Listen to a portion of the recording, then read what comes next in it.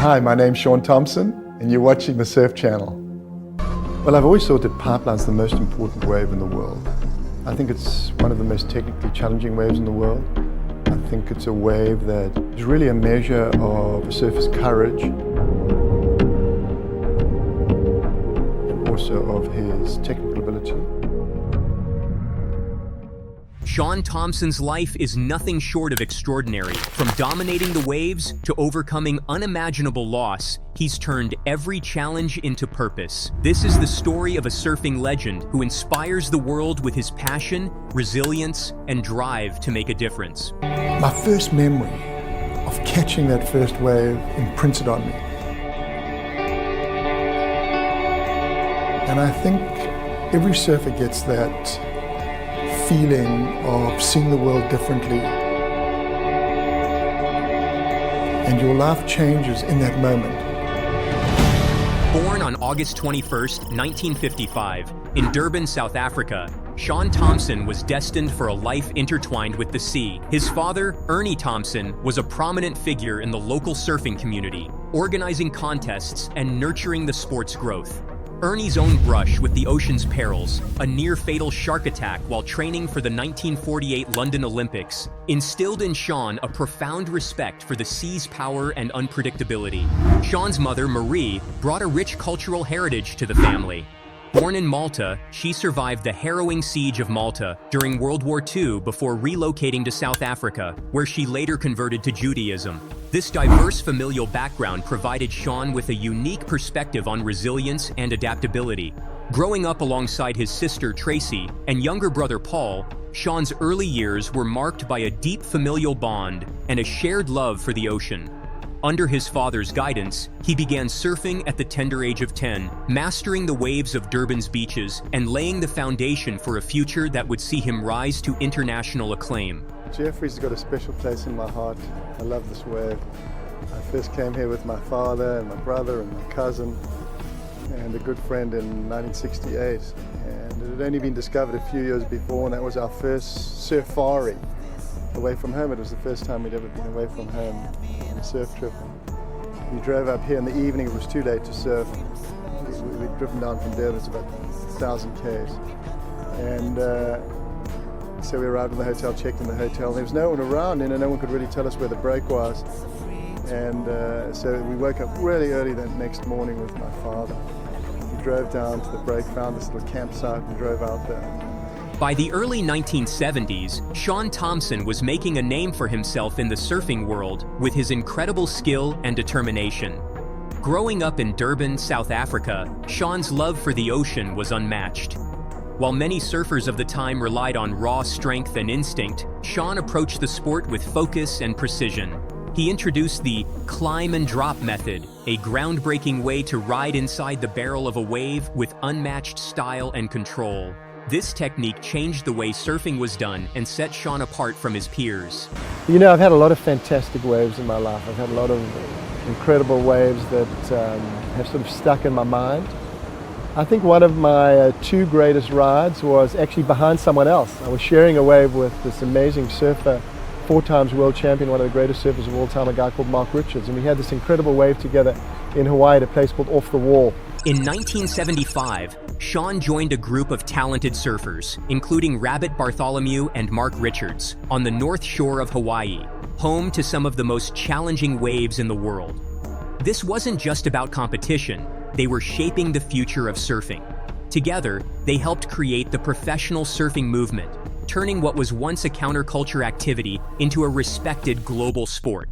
In 1977, Shuan reached the top of his career when he won the World Surfing Championship. This victory was a turning point for him and for the sport. His smooth, stylish surfing and focus inspired countless young surfers who saw him as a leader in the growing world of professional surfing. Shuan's rise to fame was remarkable not only for his talent, but for the way he carried himself. Despite his success, he stayed grounded and true to his roots, holding on to the values he learned in Durban: humility, hard work, and respect for the ocean. These qualities made him more than a champion. They made him a role model for generations of surfers to come. After dominating the world of competitive surfing, Shuan Tomsom made a seamless transition from riding waves to creating ripples in the business world. In 1980, Shuan founded Instinct, a surf apparel brand that quickly became iconic in the surfing community. Instinct wasn't just a clothing line, it was a lifestyle statement. The brand perfectly blended functionality with style, offering gear that resonated with both professional surfers and casual wave enthusiasts. Shuan's deep understanding of surf culture, paired with his innovative vision, allowed Instinct to become a global phenomenon during the 1980s. It wasn't just about selling clothes, it was about capturing the spirit of freedom, adventure, and connection to the ocean.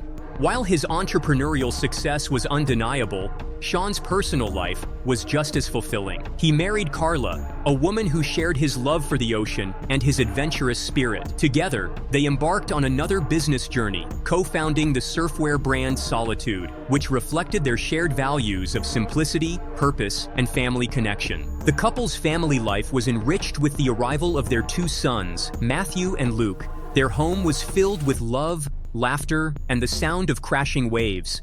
From surfing lessons on the beach to shared adventures, Shuan and Carla created a family deeply rooted in passion and purpose. While Shuan conquered the business world, it was his role as a husband and father that brought him the greatest joy, anchoring his life in the values that had guided him since his early days in Durban.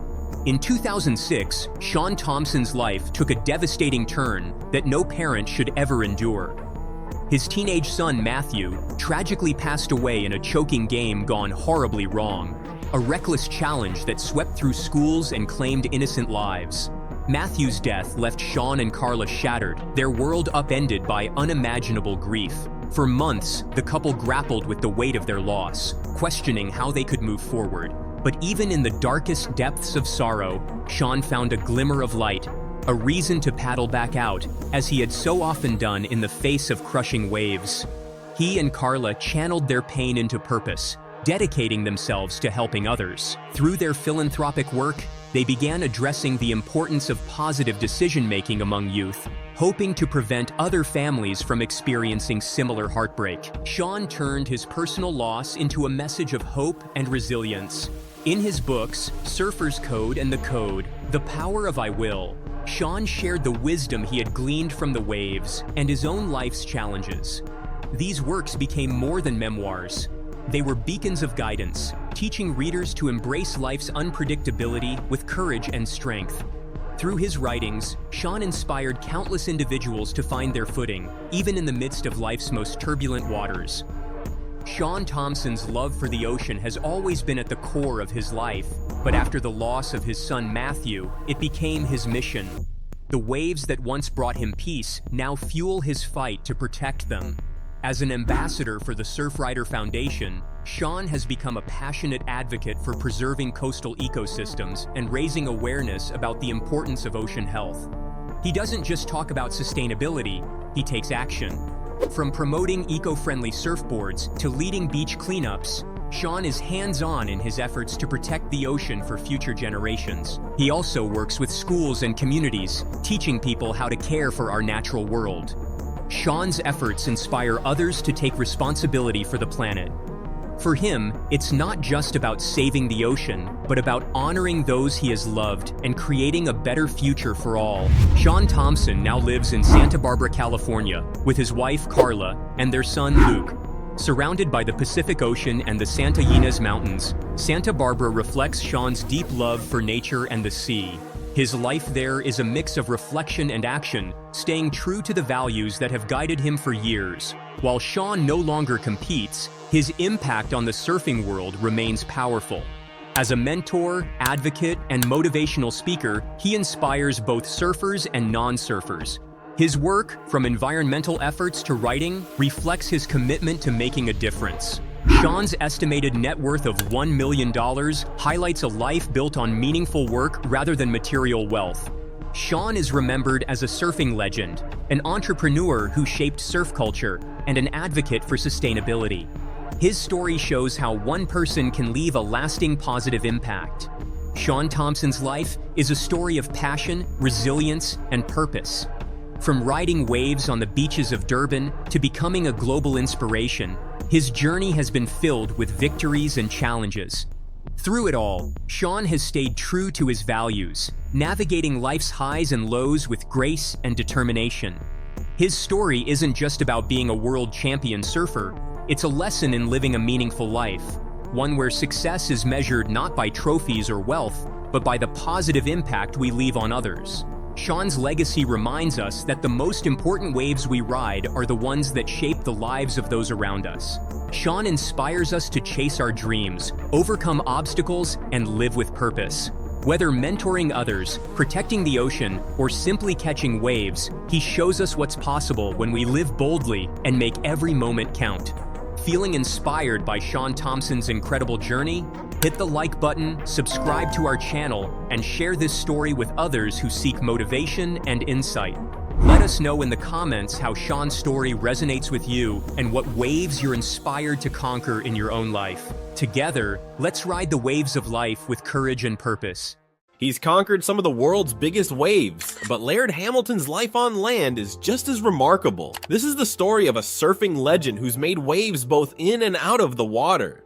Laird John Zerfas was born on March 2nd, 1964 in San Francisco, California. His biological father, L.G. Zerfas, a Greek immigrant, left the family before Laird's first birthday. As an infant, Laird moved to Hawaii with his mother, Joanne. In 1967, a pivotal moment occurred on Oahu's North Shore when young Laird met Bill Hamilton, a surfboard shaper and glasser. Bill would later marry Laird's mother and become his adoptive father, moving the family to a remote valley on Kauai. Growing up, Laird developed a reputation for his physical and mental toughness. At 16, he left high school to pursue modeling and construction work, landing in Italian Men's Vogue and a photo shoot with Brooke Shields. Despite his modeling success, Hamilton's true passion was surfing. Unlike many peers, he shunned competitive surfing, viewing the sport as an art form rather than a contest. This perspective led him to push boundaries in ways the traditional surf world hadn't seen. In the early 1990s, Hamilton and his friends, dubbed the Strapped Crew, began experimenting with foot straps on their boards, allowing them to tackle bigger waves and perform unprecedented stunts. This innovation was just the beginning. In late 1992, Hamilton, along with Derek Dorner and Buzzy Kerbox, pioneered tow-in surfing. Using inflatable boats and later jet skis, they could now access and ride waves of a size previously thought impossible. This revolutionary technique opened up a new era in big wave surfing, cementing Hamilton's status as a true innovator in the sport. Laird Hamilton's success in surfing has indeed allowed him to establish residences that reflect his passion for the ocean and fitness. According to reliable sources, Hamilton divides his time between homes in Kauai, Hawaii, and Malibu, California. His Malibu property, while not confirmed to be 8,000 square feet as previously suggested, is known to be a substantial home overlooking the Pacific Ocean. This residence features a state-of-the-art gym on the first floor, demonstrating Hamilton's commitment to fitness. The property also includes a custom-designed pool that serves multiple purposes beyond simple recreation. This pool is a cornerstone of Hamilton's training regimen, featuring areas for underwater resistance training and even ice baths for recovery. It's not just a personal training ground. Hamilton often opens his home to fellow athletes and friends, turning it into a community hub for fitness enthusiasts. In Kauai, Hamilton's property offers a different atmosphere, connecting him to his Hawaiian roots. While specific details about this home are less publicized, it's known to provide Hamilton with direct access to the natural environment he loves, including proximity to surf spots. These homes aren't just living spaces for Hamilton, they're integral to his lifestyle and training philosophy. They serve as bases for his continued innovation in surfing and fitness, and as gathering places for a community of like-minded individuals passionate about pushing the boundaries of human performance in harmony with nature. Kauai holds a special place in Laird Hamilton's life. It's where he grew up after moving there as a young boy with his family. The island's lush landscapes and powerful waves played a crucial role in shaping Hamilton's surfing career and overall lifestyle. Today, his Kauai home serves as a retreat, allowing him to reconnect with the natural environment that fostered his passion for surfing and outdoor adventure. Laird Hamilton's thirst for adrenaline extends far beyond traditional surfing. In the early 1990s, he and his strapped crew revolutionized big wave surfing by strapping their feet to their boards, enabling them to tackle massive waves and perform unprecedented stunts. Hamilton's most significant innovation came in 1992 with the introduction of toe-in surfing, allowing riders to conquer waves previously deemed impossible. He's also been instrumental in popularizing and innovating other water sports. In 1996, Hamilton played a crucial role in demonstrating and popularizing kite surfing off Maui's coast. His adventures aren't limited to the ocean. Hamilton has ventured into snowboarding, even participating in Healy snowboarding in Alaska. He's also known for extreme fitness routines, constantly pushing the boundaries of physical performance both in and out of the water. Laird Hamilton has successfully leveraged his reputation as a surfing icon into various business ventures. In 2015, he co-founded Laird Superfood with Paul Hodge and Gabrielle Reese, focusing on plant-based food products. The company achieved a significant milestone by going public on the New York Stock Exchange in September 2020. Hamilton has also had long-standing sponsorship deals, notably with French beachwear company Oxbow Surfwear. In 2008, he launched his own clothing line, Wonderwall, sold through Steve & Barry's until the retailer's closure in 2009. These ventures demonstrate Hamilton's entrepreneurial spirit and his ability to extend his influence beyond the world of surfing. Laird Hamilton's innovation in water sports is reflected in his diverse collection of equipment. His arsenal includes traditional surfboards, toe-in boards, and the hydrofoil boards he helped popularize. Hamilton was instrumental in developing toe-in surfing equipment, using jet skis to access massive waves. He's also known for his work with stand-up paddle boards, which he sees as a return to traditional Hawaiian surfing techniques. In 1999, Hamilton showcased his equipment's capabilities by windsurfing between Oahu and Kauai in under 6 hours. Hamilton continually experiments with new designs and technologies, from foot straps on surfboards to the latest in foilboard innovations, always pushing the boundaries of what's possible on water. Laird Hamilton's pursuit of the perfect wave has taken him to some of the world's most challenging and beautiful locations. His most famous ride occurred at Tahiti's Teahupo'o Break on August 17, 2000, where he conquered a wave that became legendary in surfing history. Hamilton's adventures extend beyond tropical paradises. He's known to enjoy heli snowboarding in Alaska, combining his love for board sports with mountain landscapes. While specific travel details are limited, Hamilton's innovations in toe-in surfing and foilboarding have allowed him to explore and ride waves previously thought impossible, continuously expanding the horizons of the surfing world. Laird Hamilton's family plays a central role in his life. He is married to Gabrielle Reese, a former professional volleyball player, television personality, and model. The couple wed on November 30th, 1997, after meeting in 1995 when Reese interviewed Hamilton for her TV show, The Extremists. Hamilton has 3 daughters, one from his first marriage to big wave surfer and clothing designer Maria Souza, and 2 with Reese. The family splits their time between homes in Kauai, Hawaii, and Malibu, California. The Hamiltons are known for their active lifestyle. Gabrielle shares Laird's passion for fitness, and together they co-founded XPT Life, Extreme Performance Training, a fitness program that reflects their commitment to pushing physical boundaries and promoting wellness. Laird Hamilton leverages his fame and resources to support various causes, particularly environmental conservation. As an environmental activist, he has been involved in protests against developments that could potentially harm water quality, demonstrating his commitment to protecting the oceans he cherishes. Hamilton's dedication to his community was prominently displayed in April 2018 during devastating storms in Kauai. He made headlines for his heroic efforts, using his personal boat to assist in evacuating families affected by severe flooding. This act of bravery and community service showcased Hamilton's willingness to put himself at risk to help others in need. While specific details about his ongoing charitable work are limited, Hamilton's actions reflect a deep sense of responsibility to both the environment and his community, using his platform to make a positive impact beyond the world of surfing. Laird Hamilton's journey from the Hawaiian shores to global recognition embodies the power of innovation in action sports. His pioneering toe-in surfing technique revolutionized big wave riding, while his ongoing experiments with foilboarding continue to redefine what's possible on water. Beyond the waves, Hamilton's drive and vision have led to successful ventures like Laird Superfood, showcasing his business acumen. His commitment to community shines through in moments like his flood rescue efforts in Kauai, proving that his impact extends far beyond the surfing world. Hamilton's approach to life blends the thrill of extreme sports with a deep respect for nature and a commitment to pushing personal boundaries. His story inspires not just surfers, but anyone looking to challenge themselves and make a positive impact on the world around them. For more incredible stories of surfing legends and extreme water sport, Say the two words, Kelly Slater. What do you think? Legendary. Best surfer all ever. time. You're looking at a man who's as important as Muhammad Ali, as Tiger Woods. He's beaten them all. I cannot think of another athlete who's matched Slater's genius for such a long period of time. Is that a hard crown to carry? Didn't have the greatest family situation. My parents were fighting a lot. Most surfers don't like Kelly Slater because he sold out. He didn't stay low key. And there's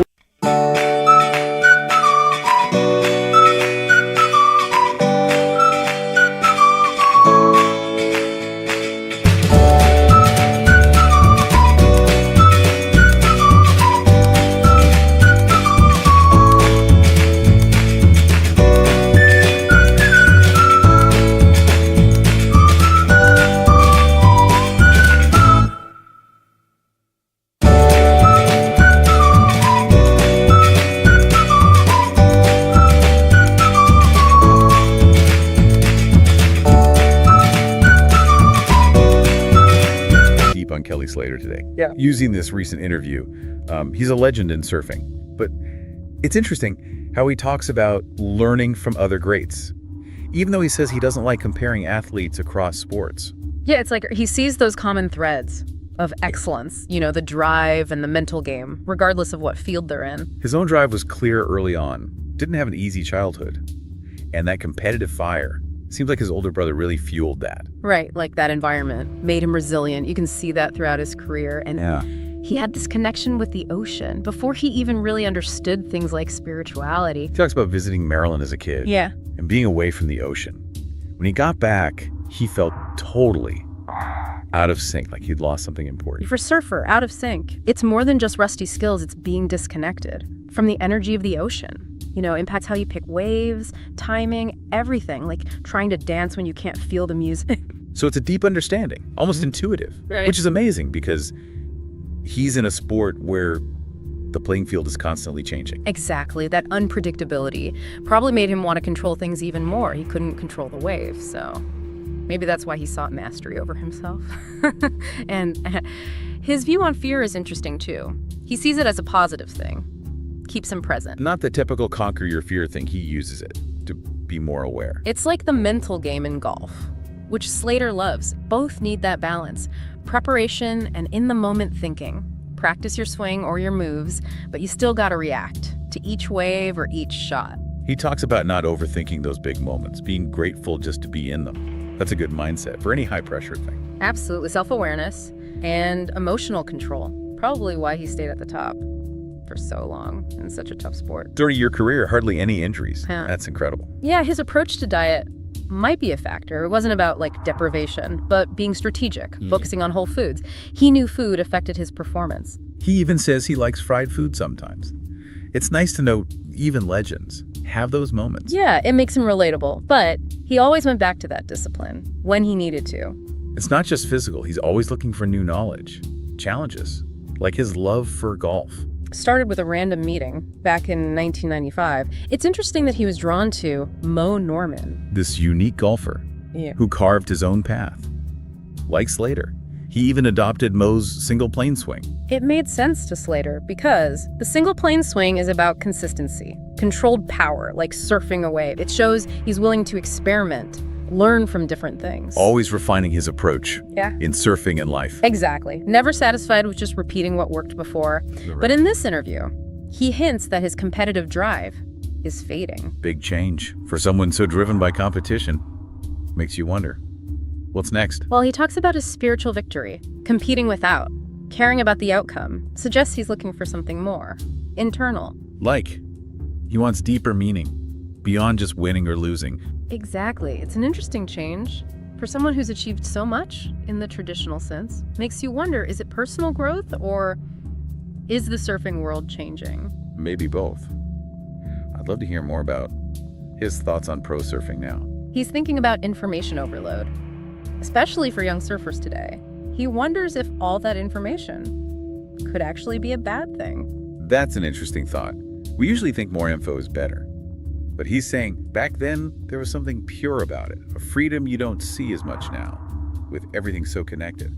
He talks about the different surf communities. Early in his career, each region had its own style, shaped by the waves, the culture. And he learned by watching, trying things out, adapting to those styles, not like today, with videos and analysis from everywhere. It was more natural, a deeper connection to what surfing is, and it made people appreciate all the different approaches. Like exploring a city on your own, instead of just following a guidebook. Right. But Slater feels like something's been lost. He even mentions social media, the pressure to have an opinion on everything, and all the negativity. We all deal with that, trying to handle all that information without getting overwhelmed or losing our own perspective. He's saying, be more mindful about what you consume. Choose carefully, quality over quantity, and stay connected to the real world.